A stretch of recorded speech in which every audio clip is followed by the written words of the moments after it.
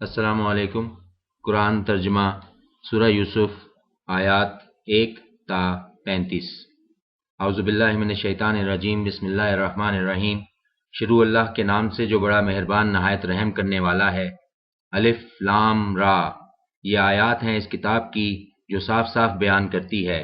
یقیناً ہم ہی نے نازل کیا ہے اس کو قرآن بنا کر عربی میں تاکہ تم سمجھو۔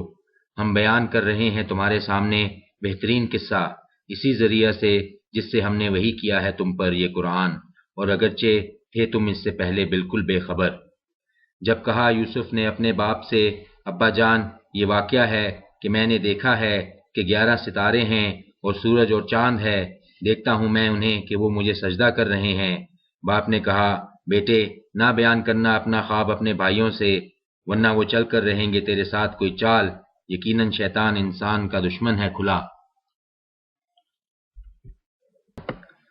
اور اسی طرح منتخب کر لے گا تجھے تیرا رب، اور سکھائے گا تجھے باتوں کی تہ تک پہنچنا، اور پوری کرے گا اپنی نعمت تم پر اور آل یعقوب پر، اسی طرح جیسے وہ پورا کر چکا ہے اس نعمت کو تیرے آباء و اجداد پر اس سے پہلے، ابراہیم اور اسحاق پر۔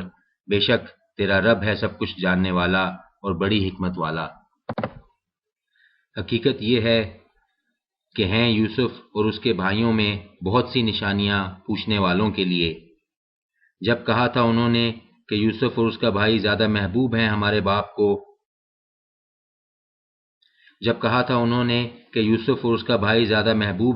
باپ کو، ہم سے، حالانکہ ہم ایک پورا جتھا ہیں۔ سچی بات یہ ہے کہ ہمارے باپ صریحاً غلطی پر ہیں۔ قتل کر دو یوسف کو یا پھینک دو اسے کسی جگہ تاکہ خالص ہو جائے تمہارے لیے توجہ تمہارے باپ کی، اور ہو جانا تم اس کے بعد نیکوکار۔ کہا ایک کہنے والے نے انہی میں سے، مت قتل کرو تم یوسف کو، بلکہ ڈال دو اسے کسی اندھے کنویں میں، نکال لے جائے گا اسے کوئی آتا جاتا قافلہ، اگر تمہیں ضرور کچھ کرنا ہی ہے۔ انہوں نے کہا، ابا جان کیا بات ہے کہ آپ ہم پر بھروسہ نہیں کرتے یوسف کے معاملہ میں، حالانکہ ہم اس کے سچے خیر خواہ ہیں۔ بھیج دیجئے اسے ہمارے ساتھ کل تاکہ وہ کھائے پیے اور کھیلے کودے، اور ہم اس کی پوری حفاظت کریں گے۔ باپ نے کہا، مجھے یہ بات غمگین کرتی ہے کہ تم لے جاؤ اسے، اور مجھے یہ ڈر بھی ہے کہ کہیں کھا جائے اسے بھیڑیا جبکہ تم اس کی طرف سے غافل ہو۔ وہ کہنے لگے، اگر کھا لیا اسے بھیڑیے نے جبکہ ہم ایک جتھا ہیں، تب تو ہم بالکل ہی گئے گزرے ہوں گے۔ پھر جب لے گئے وہ اسے اور طے کر لیا انہوں نے کہ ڈال دیں اسے اندھے کنویں میں، تو وہی کی ہم نے یوسف کی طرف کہ جتاؤ گے تم ان کو ان کی یہ حرکت، وہ یہ بے خبر ہیں۔ اور آئے وہ اپنے باپ کے پاس شام کو روتے پیٹتے۔ انہوں نے کہا، ابا جان واقعہ یہ ہے کہ ہم لگے ہوئے تھے دوڑ کا مقابلہ کرنے میں، اور چھوڑ دیا تھا ہم نے یوسف کو اپنے سامان کے پاس، تو کھا لیا اسے بھیڑیے نے، اور نہیں کریں گے آپ یقین ہماری بات کا اگرچہ ہوں ہم سچے۔ اور لگا لائے وہ اس کی قمیص پر خون جھوٹ موٹ کا۔ باپ نے کہا، بلکہ گھڑ لی ہے تمہارے نفس نے ایک بات، اب صبر ہی بہتر ہے، اور اللہ ہی سے مدد مانگی جا سکتی ہے اس کے بارے میں جو تم بیان کر رہے ہو۔ اور آیا ایک قافلہ تو بھیجا انہوں نے اپنے سکے کو، اور اس نے ڈالا ڈول، بول اٹھا خوشخبری ہو یہ تو لڑکا ہے، اور چھپا لیا انہوں نے اسے پونجی سمجھ کر، اور اللہ ہی کو علم تھا اس کا جو وہ کر رہے تھے۔ اور بیچ دیا انہوں نے اسے تھوڑی سی قیمت پر، چند درہموں کے بدلے، اور تھے وہ اس سے بیزار۔ اور کہا اس شخص نے جس نے خریدا تھا اسے مصر میں اپنی بیوی سے، اسے اچھی طرح رکھنا، اسے اچھی طرح رکھنا، کچھ عجب نہیں کہ یہ ہمیں فائدہ پہنچائے یا بنا لیں ہم اسے بیٹا۔ اور اس طرح قدم جمائے ہم نے یوسف کے سرزمین میں، اور یہ اس لیے کیا کہ سکھائیں ہم اس کو معاملہ فہمی۔ اور اللہ غالب ہے، کر کے رہتا ہے اپنا کام، لیکن اکثر انسان بے خبر ہیں۔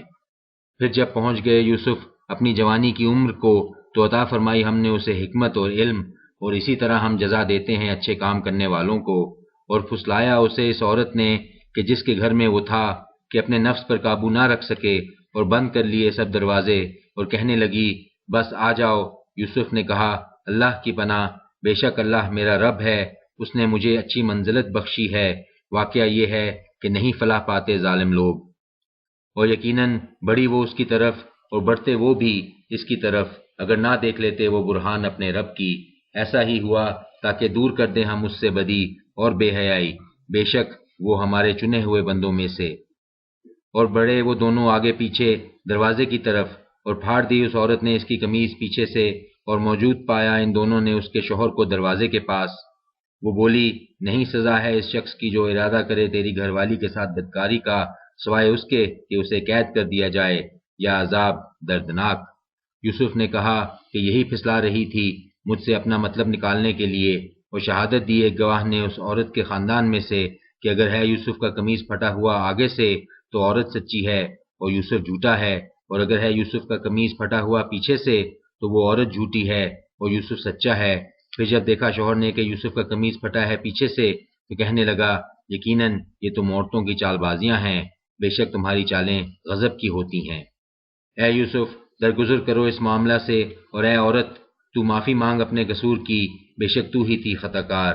اور چرچا کرنے لگیں کچھ عورتیں شہر میں کہ عزیز کی بیوی پیچھے پڑی ہوئی ہے اپنے غلام کے مطلب براری کے لیے، یقیناً اسے دیوانہ کر دیا ہے محبت نے، بے شک ہم پاتے ہیں اس عورت کو کھلی گمراہی میں۔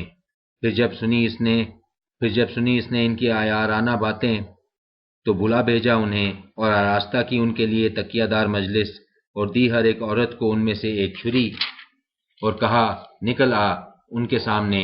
پھر جب دیکھا ان عورتوں نے یوسف کو، دنگ رہ گئیں اور کاٹ بیٹھیں اپنے ہاتھ، اور بولیں، حاشا اللہ، نہیں ہے یہ شخص انسان، نہیں ہے یہ مگر کوئی بزرگ فرشتہ۔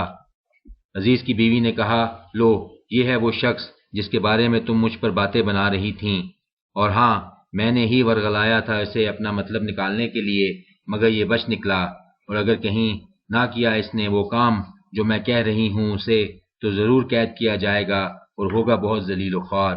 یوسف نے کہا، اے میرے رب، قید خانہ مجھ کو زیادہ پسند ہے بنسبت اس کام کے کہ بلاتی ہیں یہ عورتیں مجھے جس کے لیے، اور اگر نہ دفع کرے گا تو مجھ سے ان کی چالیں تو دام میں پھنس جاؤں گا میں ان کے، اور ہو جاؤں گا جاہلوں میں سے۔